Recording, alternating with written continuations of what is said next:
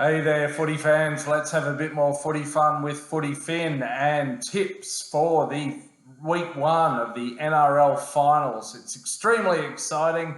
It's all going to be underway very soon. And yes, you'll notice I've got a Broncos shirt here, and I am going to be at the Broncos v Storm game at Lang Park on Friday night. Can't wait. And look, on this channel there will be appearing some kind of unique footage live from the ground at some point or other, be it on the night, be it the next day, or some combination. So look out for that. Now listen, this is a bit of a fascinating matchup in a way. Of course, these two teams met in the 2006 grand final, and that was the last time the Broncos won a grand final. I talked the other day about a few stats, and just to extend on that, back to 2009, the Storm have won the last 11 at this venue at Lang Park. They've won the last 14 against the Broncos at any venue. And maybe most telling of all, the last 27 times these two teams have met, the Storm have won, guess how many? 23. So the Broncos are only 4 from 27, or about 1 in 7. Amazing. Amazing for the Storm. And look, it is a little bit hard to pick the two sides, some very strong sides here. The Broncos are at near full strength. They've gone for Jesse Arthurs on the wing over, say, Corey Oates. They've obviously got Reynolds back, a whole truckload of players back.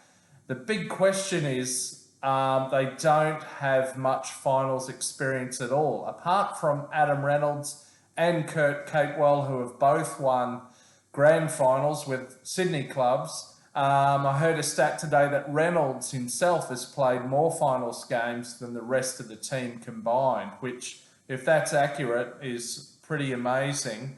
The Storm, I mean, a lot of them do have finals experience, and they've got Pappenhausen back, although he's on the bench. He'll play a bit of a floating role probably. I do notice that they've gone for a relatively inexperienced centre pairing, the Storm. So rather than Remus Smith and Justin Olive, they've gone for a couple of younger fellas. That's interesting. And in their forward pack, particularly in the back row, they do lack a little bit of experience. And that, of course, is due to the Bromwich brothers and Kafusi having moved on to the Dolphins this year. Interestingly, the Storm have 4 Queenslanders in their starting 13, so more than a quarter of the team are Queensland Origin players from this year. So it will almost be a bit like a semi-home game for those fellas. Look, this one's really hard to pick, but at home at Lang Park, despite the record, given that the season the Broncos have been on, I'm going with the Broncos. Not by much. Should be a cracker of a match. And as I say, look out for some footage from Lang Park, the Cauldron. All right, on the Saturday afternoon, the Panthers v the Wars, the Warriors. Of course, the Panthers are missing Jerome Luai. Otherwise, they're near full strength. They've got Cogger filling it at 5/8 in place of Luai. Speaking of 5/8, the Warriors are missing Metcalf, but they've got Tamari Martin. As I said the other day, he's played in the grand final with the Cowboys 2017.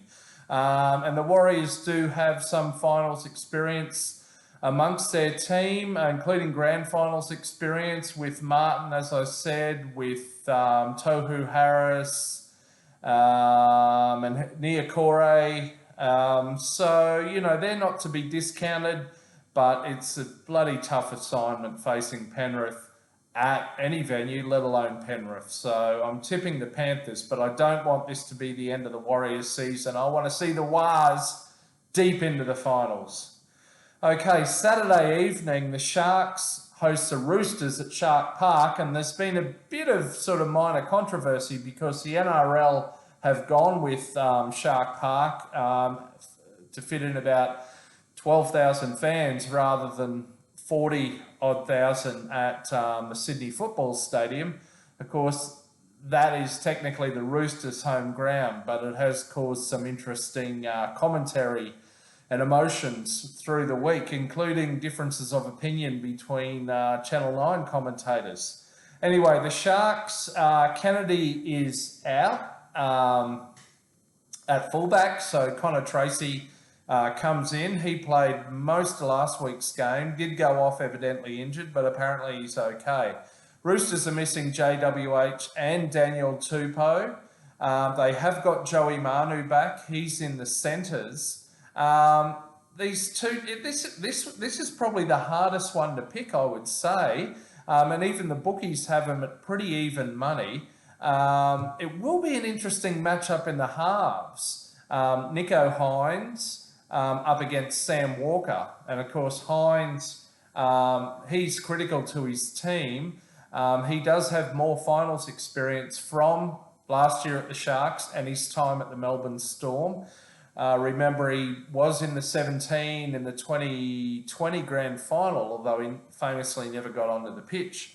Anyway, that'll be an interesting matchup. It's really hard to split these teams, but I'm just going with the Sharks after their win last week. It's a home game for them, and I feel that maybe with the Roosters, just the emotion of beating their arch rivals, the Bunnies, and leapfrogging the Bunnies.